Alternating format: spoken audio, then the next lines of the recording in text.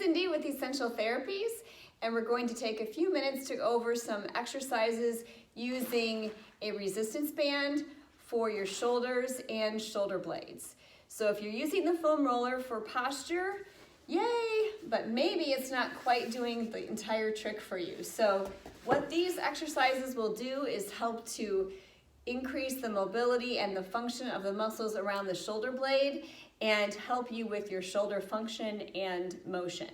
So once in a great while, if I start getting a little hint of shoulder strain, I get out my band and start doing these exercises every day. And they're just a good thing to do, every now and then, maybe 2 to 3 days a week, whatever you can fit into your schedule. We're working on the joint. It's actually a joint between the shoulder blade and the rib cage called the scapulothoracic joint. And a lot of our upper extremity movement, our shoulder movement, comes from that joint. So the shoulder blade against the rib cage moves along like this. And if you're tense back there, that shoulder blade is not going to work. So as myofascial release therapists, we will get in there and open up that space and free the stuck fascia throughout that whole region. But you can also do some movement that will help not only improve the mobility, but help to bring those muscles back to full function. So after they've been restricted for a long time, they kind of forget how to work.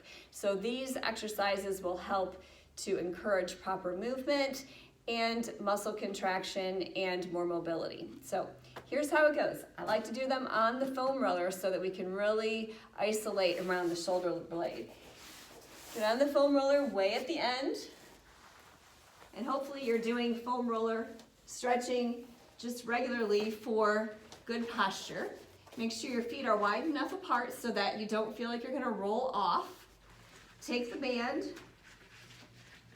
and wrap it around so that it's about shoulder width apart, maybe a little bit more, and it kind of depends on the resistance of your band, but you're just going to find a position that's comfortable for you.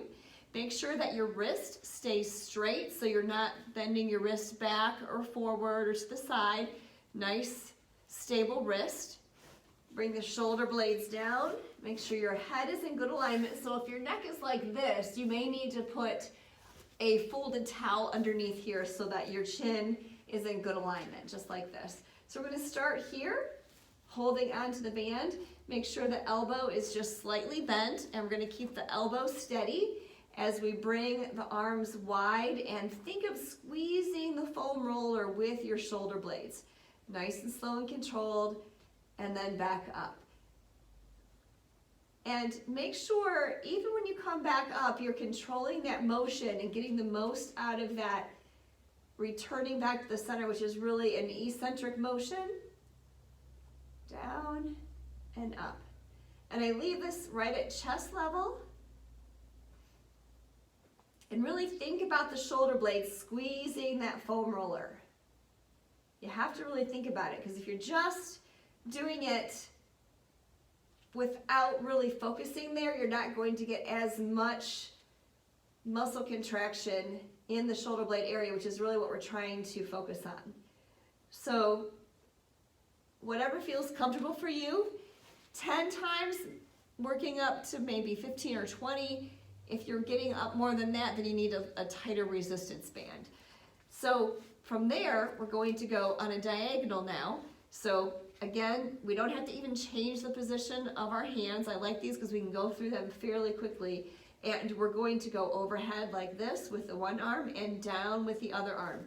So both arms work together. Again, watch the wrist. Make sure that it is not cranked back in either position. And controlling it. Now, if there's any pain, you don't want to go into that range of motion, of course. Never push into pain. The only thing you should be feeling here is the shoulder blade working against the foam roller and your muscles working. Like so. And then you would switch to the other side. Again, watching the wrist. And if you really want to make this a complete exercise, start thinking about neutral position of your spine, engaging throughout the core, holding a good neutral. Also squeezing the shoulder blade, feeling that foam roller as you come back. So we won't go through the whole thing here. So that's 2 exercises, out wide and then on an angle. I like to think of these as like you're making a sash like Miss America would wear. So from here, we're gonna tighten it up a little bit more. This is our last one. Make it a little tighter here. We're gonna make the right arm stay straight, wrist is straight, and we're gonna pull down. I think of this as a bow and arrow, like you would be shooting a bow and arrow, okay? So bring the elbow down and up, down and up. And then the other side, down and up. Okay, so those are really helping the shoulder blade area. This one exercise for the rotator cuff, we're gonna bring the elbows in close. You're gonna hold the band like so. So it's as your palms are facing you, the band is right there. Elbows stay in close. You're just pulling the hands away from each other. So this is more for the shoulder joint itself, but you will feel a little bit of squeezing with the shoulder blade.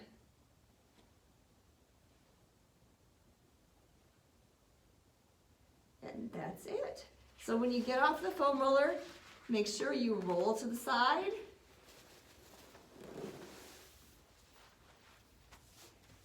And there you are, some shoulder blade exercises and 1 shoulder rotator cuff exercise.